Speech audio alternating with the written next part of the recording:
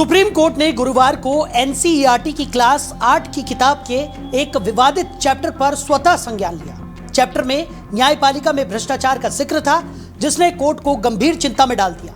Chief justice Suryakant ने कहा कि यह कदम न्यायपालिका की गरिमा को नुकसान पहुंचाने वाली गहरी साजिश लग रहा है। अब सवाल यह है कि कौन है इसके पीछे और अगली सुनवाई में क्या खुलासा होगा। इसी पर देखिए ये खास रिपोर्ट।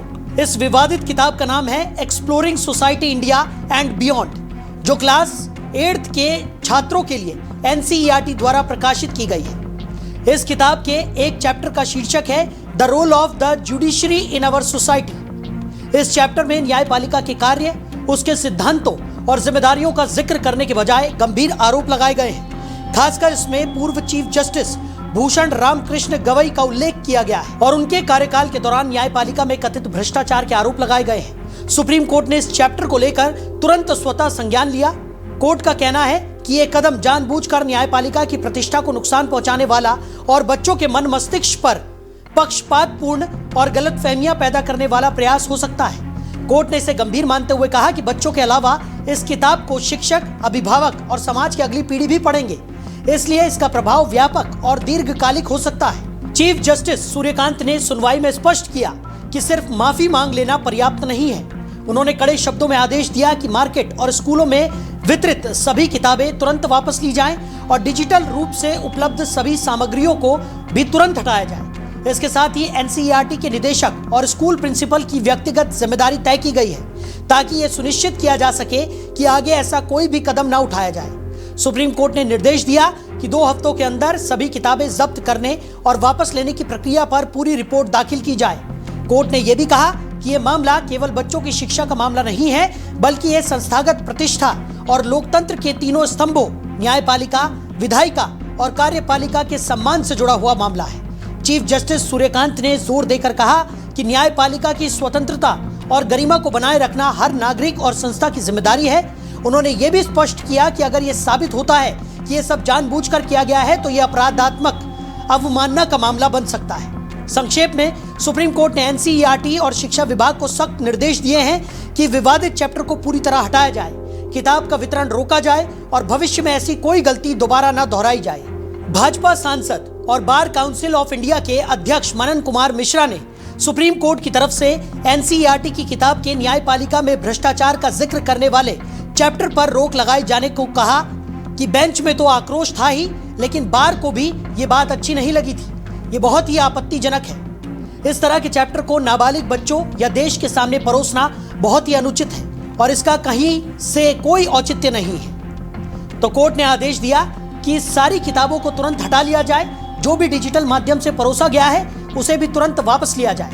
बार बेंच में तो आक्रोश था ही, लेकिन बार भी जो इस इंस्टीट्यूशन का पार्ट है, बार और बेंच दोनों, तो बार को भी ये बात अच्छी नहीं लगी थी। कल परसों भी हमसे कुछ लोगों ने प्रश्न किया था, तो मैंने कहा था कि ये बहुत ही आपत्तिजनक है, या ऐसी ढंग का चैप्टर नाबालिग बच्चों के सामने ये परोसना या देश के सामने ये परोसना बड़ा ही अनुचित है और इसका कहीं से कोई जस्टिफिकेशन नहीं हो सकता है। तो बार भी इस पर आक्रोशित था और बार आक्रोशित है। तुरंत आदेश दिया है कोर्ट ने कि सारी किताबें हटा ली जाएं।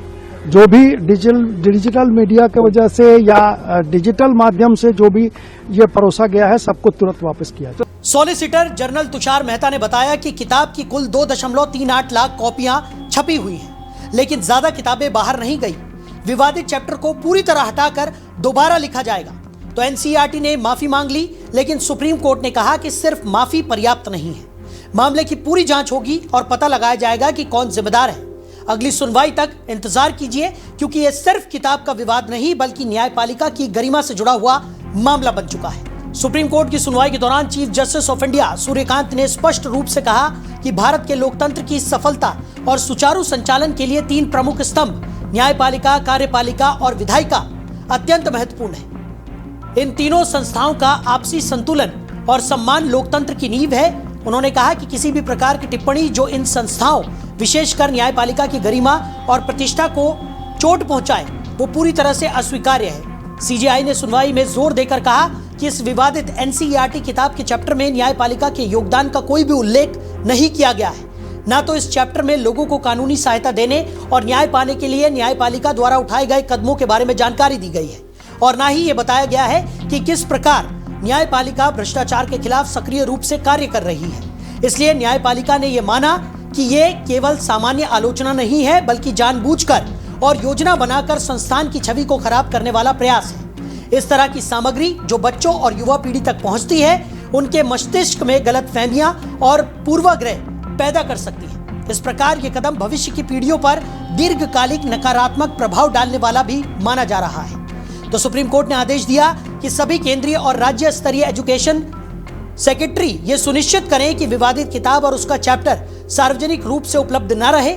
साथ ही सभी प्रिंट और डिजिटल कॉपियां तुरंत जब्त की जाएं और स्कूलों तथा पुस्तकालयों से हटाई जाएं, ताकि कोई भी विद्यार्थी, शिक्षक या अभिभावक इसे पढ़कर प्रभावित न हो। सीजेआई ने स्पष्ट किया कि आदेश केवल किताब को हटाने तक सीमित नहीं है, बल्कि यह न्यायपालिका की स्वतंत्रता और सम्मान की रक्षा के लिए एक सख्त संदेश भी है।